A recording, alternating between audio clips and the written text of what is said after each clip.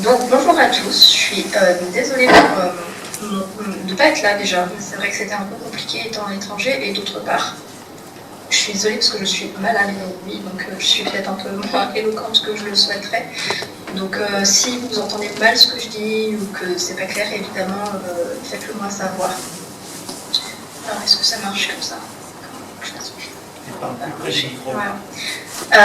Donc c'est vraiment bien que Clément ait dit tout ça. Pour me présenter, avant de présenter ce sur quoi je vais parler aujourd'hui, donc oui, comme l'a dit pardon, Jean-Luc, je suis philosophe de formation, docteur en philosophie de l'Université de Lyon, et je me suis intéressée pour mon doctorat à la permaculture, et notamment à la notion d'autonomie dans la permaculture et à la manière dont les idées de prospérité, notamment prospérité morale et prospérité sociale, étaient liées à des imaginaires agricoles. C'est-à-dire comment est-ce que, quand on projetait un imaginaire de domestication, quand on parlait de la domestication, quand on imaginait un modèle domesticatoire, on était déjà en train de se situer dans un modèle de prospérité sociale et morale. C'est-à-dire qu'on était déjà en train d'imaginer ce que ça veut dire en tant qu'être humain d'être des bons êtres humains, d'être libres et d'être autonomes. Et alors ce travail, il avait été précédé par un autre travail que j'avais fait à l'époque de mon master sur l'agriculture en général, sur les enjeux éthiques de l'appropriation technique de la nature à travers l'agriculture. Et c'est dans le cadre de ce travail que j'ai entendu parler de la permaculture la première fois. J'avais fait un stage et c'était dans une ferme où on pratiquait la permaculture et j'avais trouvé ça très intéressant parce que, en fait, ce que me montraient mes recherches à l'époque, c'était que la plupart du temps, l'aspect imaginaire de l'agriculture et notamment l'imaginaire de prospérité qu'il y a dans les modèles agricoles était complètement passé sous silence, il n'était pas perçu. On se contentait de se borner à dire qu'on était pragmatique, sans voir que c'était déjà précisément s'ancrer dans un certain rapport au vivant, dans un certain rapport à la nature, que de dire que notre action technique est pragmatique. Et la permaculture, elle allait beaucoup plus loin puisqu'elle disait non, en réalité, on pense qu'il y a un problème technique avec la manière dont l'agriculture prend possession de la nature. Il y a un problème écologique notamment, et ce problème écologique, on pense qu'il est lié très clairement à un problème culturel et un problème moral. C'est-à-dire qu'à la base, c'est la manière dont on se relie au vivant qui a un problème dans la catégorisation des valeurs qu'il exerce. Donc, il faudrait d'abord repenser ces valeurs. Il faudrait ensuite repenser des principes organisationnels qui nous permettraient de nous organiser en fonction de ces valeurs. Donc c'est les principes que Clément vous a parlé. Et à la fin seulement, il faudrait penser des actes techniques qui peuvent rentrer dans cette catégorie. Alors moi je me suis dit, mais c'est fantastique, parce que là, pour moi, philosophe de l'agriculture, qui travaille précisément sur ça, c'est du pain béni. Donc je me suis renseignée un peu sur la permaculture et je me suis dit, ah oui, c'est vrai, ils ont des principes moraux, c'est vrai. Comme l'a dit Clément, prendre soin des humains, des fois c'est respecter en français selon les traductions, prendre soin de la nature. Et là, je me suis dit, oui, bon, du coup, c'est complètement aphoristique. C'est-à-dire que, en fait, concrètement, une fois qu'on a dit ça, on a dit tout. Et donc, comme c'est l'ensemble de ce qu'on peut trouver sur ce qu'il y a à dire, on n'a rien dit, en fait. Je me suis dit, donc ça, c'est un vrai problème. Et moi, j'ai envie de savoir s'il y a vraiment quelque chose d'intéressant à aller voir de ce côté-là. Est-ce que ça veut dire quelque chose? Moi, je me suis intéressée à la manière dont les permaculteurs, les praticiens en permaculture, interprétait ces principes, c'est-à-dire qu'est-ce que ça voulait dire pour eux, comment est-ce qu'ils le pensaient, quel genre de valeurs ils posaient derrière, et comment est-ce qu'ils transformaient ces principes, leur interprétation de ces principes, en action, en technique. Et c'est pour ça que je suis allée sur le terrain pour rencontrer les gens qui font de la permaculture et philosopher à partir de ça. Donc voilà en gros pour situer à peu près le contexte de ma démarche, et aujourd'hui je ne vais pas revenir sur l'ensemble de mes travaux, je vais essayer de me concentrer sur la suite de ce qu'a dit Clément, en essayant de voir justement les interstices dans lesquels les imaginaires se logent. Et alors je vais partir d'une citation de Bill Wilson. Bill Wilson, c'est une des personnes qui est considérée comme un fondateur et union de la permaculture, avec son étudiant David Duncan.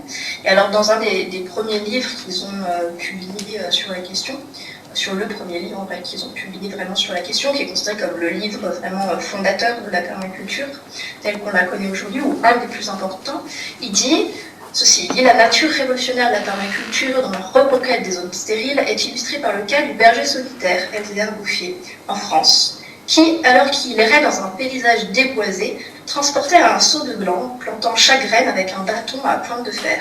Il a réussi à créer une forêt de 40 km². Les oiseaux ont préoccupé la région et apporté des graines d'autres espèces. Les rivières ont commencé à couler puisque l'humus retenait l'humidité du ruissellement et les villages, longtemps déserts, furent à nouveau occupés par quelques 10 000 personnes. Et alors là, on a un imaginaire de prospérité qui est très intéressant parce qu'on a une action d'imitation de la nature et un espèce de... D'accord. Aurait permis de recréer un écosystème prospère, un écosystème qui serait capable, de par sa prospérité, de supporter l'action domesticatrice plus large et de supporter la prospérité sociale, puisque grâce à ça, il va rapporter le bonheur. Et ça, c'est très intéressant,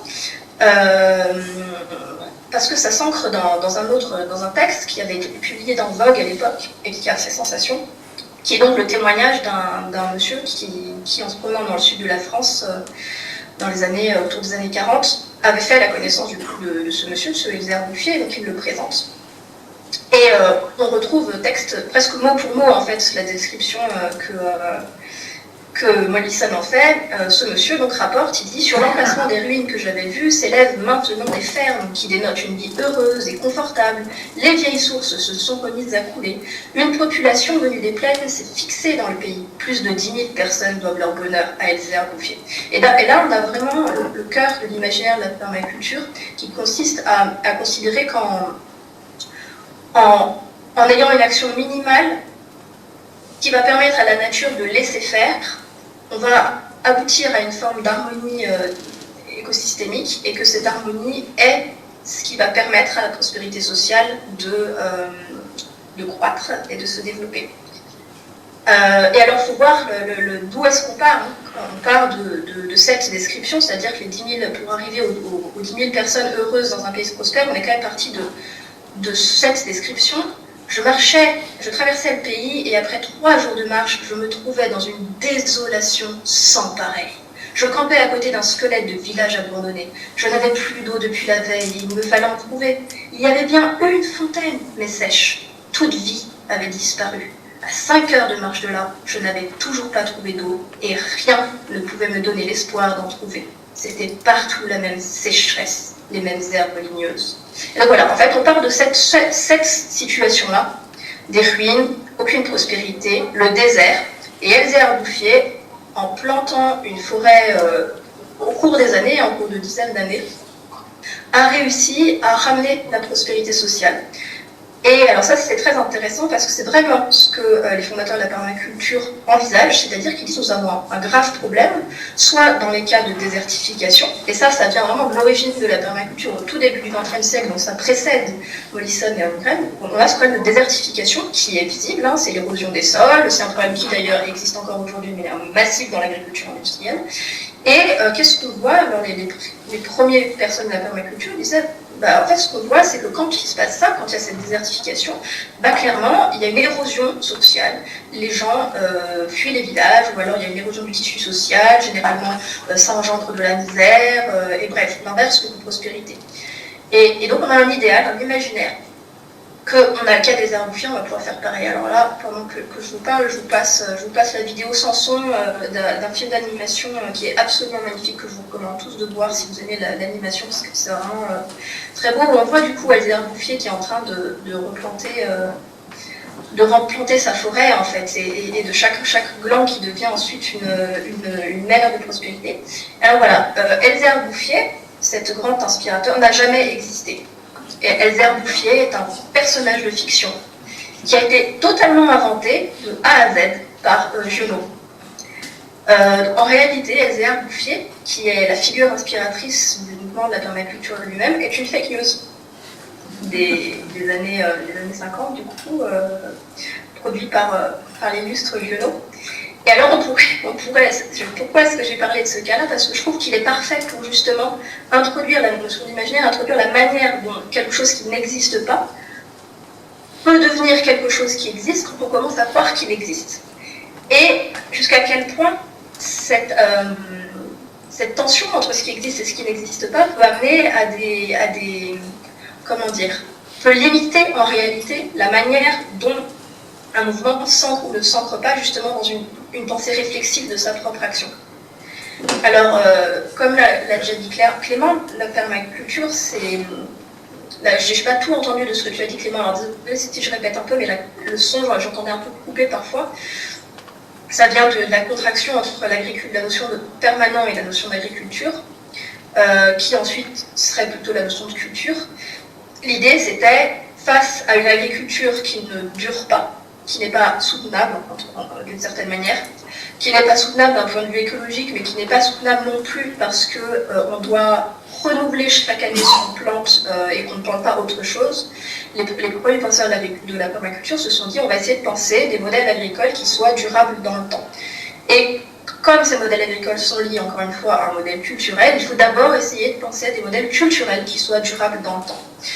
Et à partir de là, comme je l'ai déjà dit, il y a eu tout un ensemble de pratiques éthiques et puis de principes organisationnels qui sont généralement souvent repris aujourd'hui par les petits dessins que je vous ai fait sur la droite. C'est la manière la plus commune de les représenter, celle qu'on trouve le plus souvent. On doit avoir une grève. Elle repose sur des principes qui sont largement informels. C'est-à-dire qu'il n'y a pas de recette type. Ils sont très hétérogènes puisqu'ils s'ancrent dans des écosystèmes qui sont extrêmement différents et que chaque praticien réinvente un peu les siens. Et ils sont non institutionnalisés. Même s'il y a des institutions qui tentent d'organiser le mouvement, elles n'ont aucune valeur juridiquement parlant. La permaculture n'appartient à personne d'un point de vue légal. Et elles n'ont pas de reconnaissance, elles ne sont pas reconnues d'un point de vue plus étatique. Le réseau en lui-même, du coup, il est soutenu par des praticiens qui sont autonomes les uns des autres, c'est-à-dire que tout le monde peut dire du jour au lendemain qu'il fait de la permaculture, il n'y a personne qui a le droit de nous en empêcher, et ce sont ces personnes-là qui se reconnaissent en tant que permaculteurs, qui font vivre de facto le mouvement. Et l'horizon général, Clément l'a déjà dit, je pensais qu'un peu d'autres mots, mais c'était en gros la même idée, c'était de concevoir des agrosystèmes qui sont écologiquement résilients, qui sont stables et qui sont soutenus, qui en retour soutiennent des modes de vie qui sont respectueux des écosystèmes à l'échelle globale comme locale.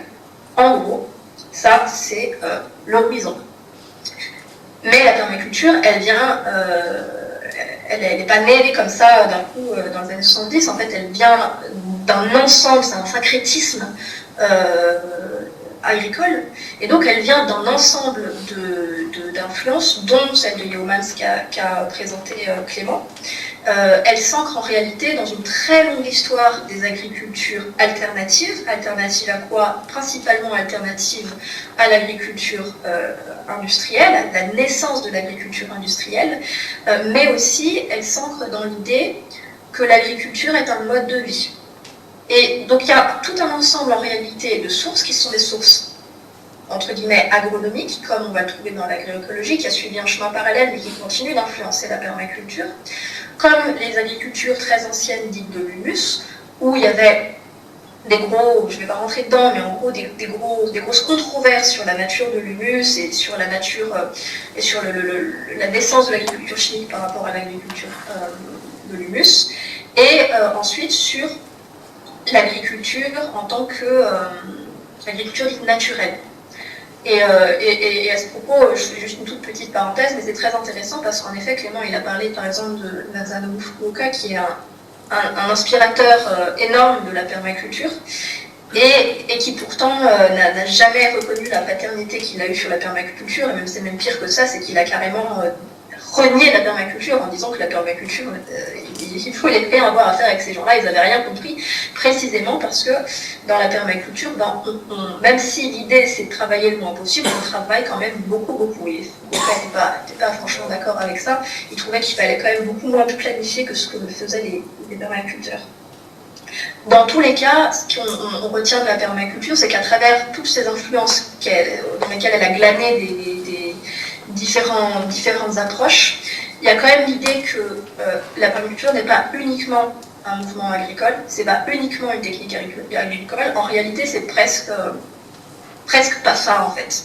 C'est surtout un mouvement environnemental contre-culturel, où il y a une très forte importance de la notion d'interdisciplinarité et d'interdépendance des sciences, à la fois des sciences agronomiques et des sciences sociales. En tout cas, ça c'était ce qui ressort de l'approche des pionniers de la permaculture, donc Bill Mollison et David Duncan dans les années 70 en Australie, et des pionniers dans les années 70. Et parce qu'elle n'est pas juste une forme d'agriculture, la meilleure manière d'arriver à comprendre ce que c'est c'est d'en parler déjà en tant qu'imaginaire. Parce que quand on regarde la manière dont les praticiens eux-mêmes se situent, on se rend compte que chaque projet ou chaque perspective individuelle est le fruit d'une espèce de combinaison de ces trois imaginaires qu'on retrouve tout le temps, mais qu'on retrouve à des doses diverses, ce qui fait l'hétérogénéité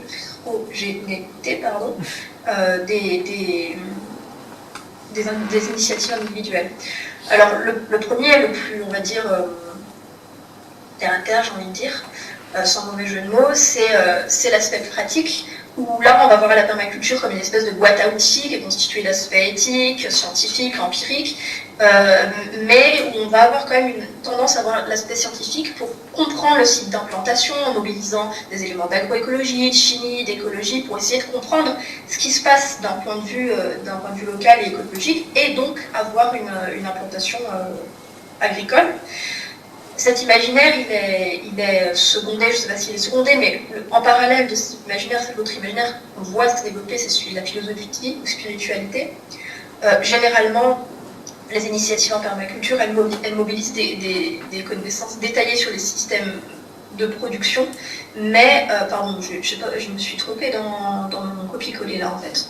Je me suis trompée dans mon copier-coller, la philosophie de vie, elle souligne le fait que la plupart des initiatives en permaculture, elles soulignent l'importance de mener une vie bonne, d'avoir une éthique de vie, et qu'elles font la permaculture pour une raison. Elles font la permaculture et pas autre chose, parce que la raison essentielle, c'est qu'elles ont une éthique de vie et qu'elles pensent que faire de la permaculture, que la pratique de la permaculture va pouvoir leur permettre d'agir en fonction des valeurs qu'elles ont. Et donc elles lient la démarche éthique individuelle. Moi, en tant qu'être humain doué d'un sens moral, j'ai des valeurs, j'ai considéré que ça c'est bien, ça c'est pas bien. Par exemple, utiliser de l'énergie nucléaire, c'est pas bien. Problème, dans mon insertion socio-économique normale et banale, je dois utiliser de l'énergie nucléaire. Alors qu'est-ce que je fais? Ah bah tiens, la permaculture me dit que je vais pouvoir être autonome, elle me donne des trucs pour essayer d'y arriver. Donc, par la pratique de la permaculture, je vais peut-être pouvoir trouver un moyen à terme de me débrancher de cette énergie nucléaire et donc de me mettre mon mode de vie en accord avec mes valeurs. Et enfin, la permaculture a un très fort imaginaire social et intersectionnel où il y a quand même une très forte variété d'initiatives qui sont prises dans un réseau de justice sociale qui s'engage dans une conception multispécifique de la politique. Et ça, c'est aussi très fort. En gros, l'idée, c'est de dire, par exemple, concrètement, on se dirige vers une catastrophe, nous sommes déjà dans une catastrophe écologique planétaire. La réponse doit être politique. La plupart des sensibilités politiques, les gens issus de la permaculture, est assez individualiste, c'est-à-dire qu'ils ne voient pas dans le mouvement politique classique du parti une manière de répondre à ces aspirations politiques, mais ils voient dans l'organisation intersectionnelle une manière alternative de répondre à ces mêmes préoccupations. Terry White, qui est un des pionniers de la permaculture, il résume assez bien cette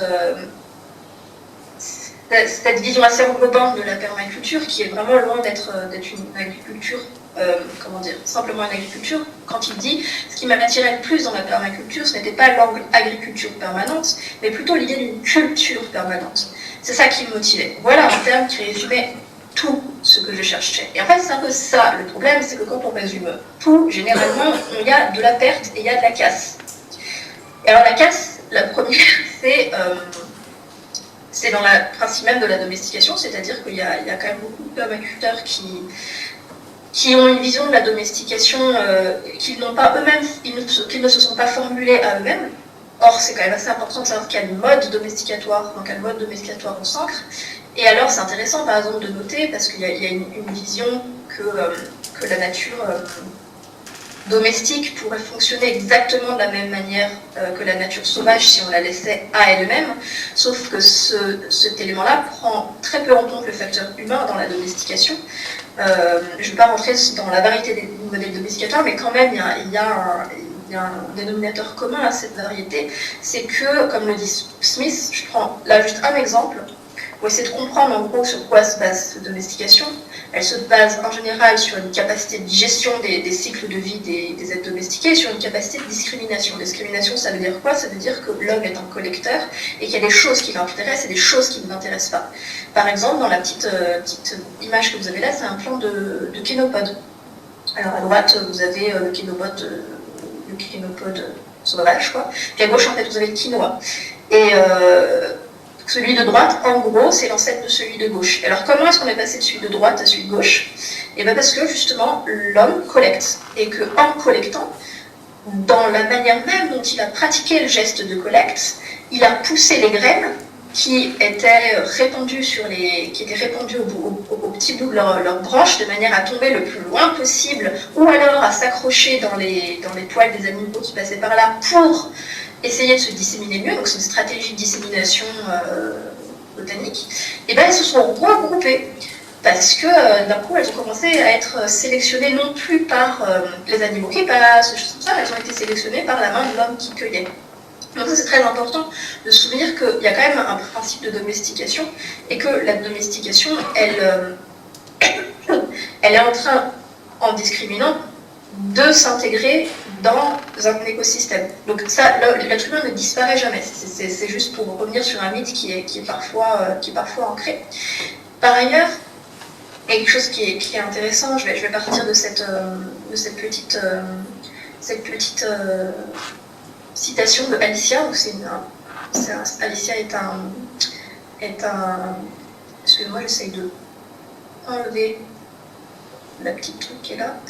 Alicia, c'est un nom d'emprunt d'une personne que j'ai rencontrée. Et alors elle me dit, elle revient en fait aux bases épistémiques dans sa forme d'empirisme. Elle dit, c'est de l'observation. Je lui demande comment est-ce qu'elle fait en fait pour trouver des techniques qui marchent, pour faire en sorte de cultiver, pour générer des récoltes. Elle me dit, c'est de l'observation.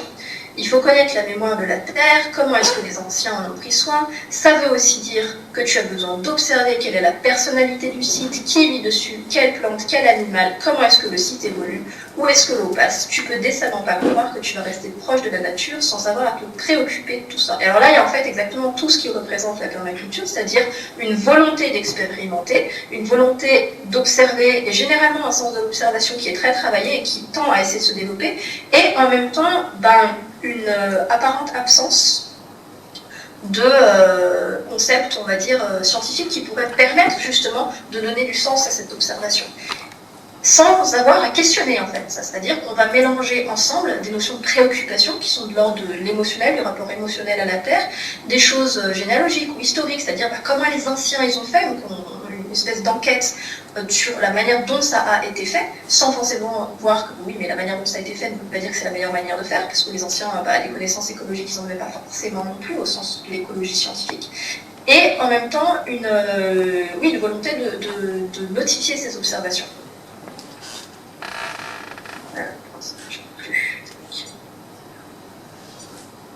Et alors c'est là que le bas blesse, entre guillemets, parce que, comme le soulignent plusieurs auteurs, et moi ensuite,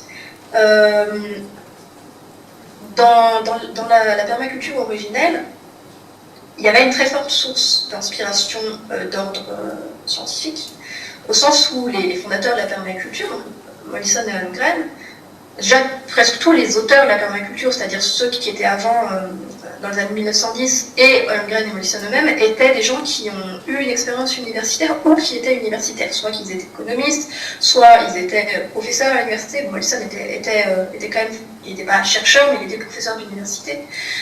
Et donc, c'est quand même des gens qui ont fréquenté le langage universitaire, qui se sont posés des questions en tant qu'universitaires. Ou en tout cas, quand même, c'était quelque chose d'important pour eux, au point que quand ils ont créé leur mouvement, ils ont quand même intégré des approches qui étaient les approches de l'époque. En écologie, par exemple, très inspirées sur les notions d'homéostasie, de climat, d'équilibre, qui sont inspirées de Dodum, etc. Et comme le discours, ouais, mais pourquoi pas d'autres? Par exemple, pourquoi pas la panarchie? Pourquoi pas le fonctionnalisme écologique? Et par ailleurs, comme souligne un autre auteur, Bob Randall, il dit la permaculture veut parler de culture permanente, sauf que quand on lit Mollison, on se rend compte qu'à aucun moment il définit ce que c'est que la culture. Et à aucun moment il y a eu un apport des sciences sociales, par exemple, qui, je pense, s'intéresse pas mal à ce que ça veut dire la culture, pour essayer de définir ensemble, vous faites une culture permanente, mais quelle est la culture dont vous parlez? Mollison se borne à dire que la culture est une force. Ce qui clairement ne donne pas les moyens à la permaculture elle-même d'avancer pour se développer et atteindre les objectifs qu'elle-même se fixe. Alors je suis en train de réduire un peu parce que je vois que je suis à mon temps, j'ai fini mon temps. Donc en fait je m'arrête ici, comme ça on peut continuer à discuter de ça si vous le souhaitez, parce que sinon je vais vraiment dépasser trop le temps. Merci pour votre attention.